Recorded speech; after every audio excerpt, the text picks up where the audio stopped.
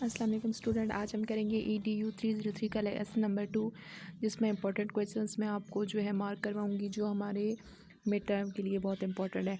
How do our genes affect our trait and our behaviour. ये 2 बार repeat हो चुका है, ये मैं हाईलाइट कर देती हूँ आपको। अगर ये नोट्स चाहिए तो आपको हाईलाइटेड नोट्स भी मिल जाएंगे।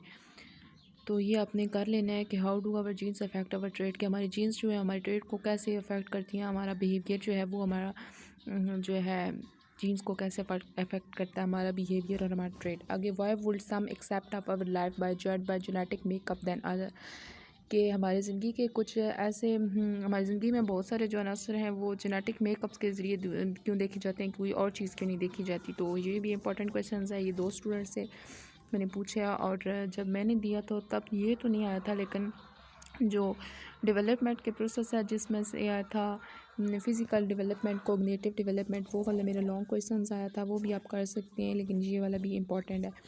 Y would some accept our life be जज by genetic makeup then other, ये आपने कर लेने। ये मैंने हाईलाइट कर दिया। अगर आपको हाईलाइटेड नोट्स चाहिए तो आप मुझसे कनेक्ट कर सकते हैं, मैं आपसे दे सकती हूँ। फिर आगे है ह्यूमन एंड ह्यूमन रिप्रोडक्शन। ये भी इंपॉर्टेंट टॉपिक है, ये भी आपने देख लेना है। इसमें से नॉर्मली जो है वो MCQs आते हैं कि क्रोमोसोम की कितनी तादाद होती है, 46। ये तो सबको पता होता है। 23 जोड़ों में पेयर्स इनके बने हुए होते हैं। इनमें एडिनिन, थायामीन और साइटोसिन एंड ग्वानिन होते हैं, ये भी आपने याद रखना है। एंड देन आगे है ह्यूमन जीनोम प्रोजेक्ट। इसमें आपने इंपॉर्टेंट बात बस ये याद करनी है कि HGB जो था वो कंप्लीट कब हुआ, 2003 में, और अपडेट कब हुआ, 2006 में। ये MCQs जो है ये इंपॉर्टेंट है। और ये भी याद रखना है कि इसमें 3 बिलियन बेस पेयर होते हैं ह्यूमन क्रोमोसोम के। आगे human reproduction and cell division, ये आपने सारा कर लेना है कि to understand the nature of a genes and their effect on living individuals we must understand a number of biological processes humans and other life forms begin with the process of fertilisation and union of the father cells the mother eggs, ये आपने याद रखना है। फिर है Huntington disease. ये 3-4 disease हैं, ये थी, और 1-2 और डिजीज़ हैं, आप अपने हैंड आउट्स में चेक कर लें। तो ये वाला जो है ये आपने करना है।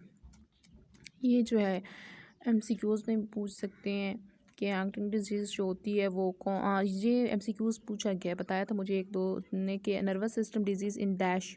तो आपने याद रखना है कि नर्वस सिस्टम जो डीजनरेट करता है वो किस में होता है, ठीक है। आगे पेरेंटल स्क्रीनिंग एंड जेनेटिक, इसमें अल्ट्रासोनोग्राफी आ जाता है, ये सारा आपने करना है।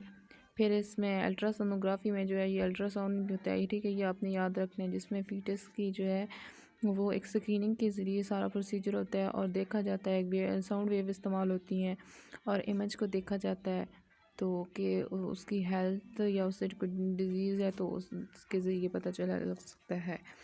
अमाइनोसेंटेसिस है, इसमें एक नीडल इंसर्ट की जाती है मदर एब्डोमेन में और वहाँ से कुछ फ्लूइड लिया जाता है और उसके ज़रिए जो है क्रोमोसोमल जो डिटेक्ट होती हैं, एबनॉर्मलिटीज़ होती हैं फीटस में, उनका मुशाहिदा किया जाता है। फिर आगे है क्रोनिक विजुअल सैम्पलिंग, CVS जिसे कहते हैं।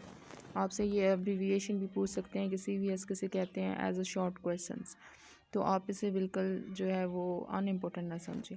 हाउ इज़ हेरिडिटी एस्टिमेट, ये तो बहुत ही इंपॉर्टेंट है, आपने याद रखना है। Twin studies and adaptation studies जो होती हैं, ठीक है, ये आपने याद रखनी है। ये भी पूछ सकते हैं कि how many ways used heredity estimate, तो आपने याद रखनी है देयर आर 2 वेज।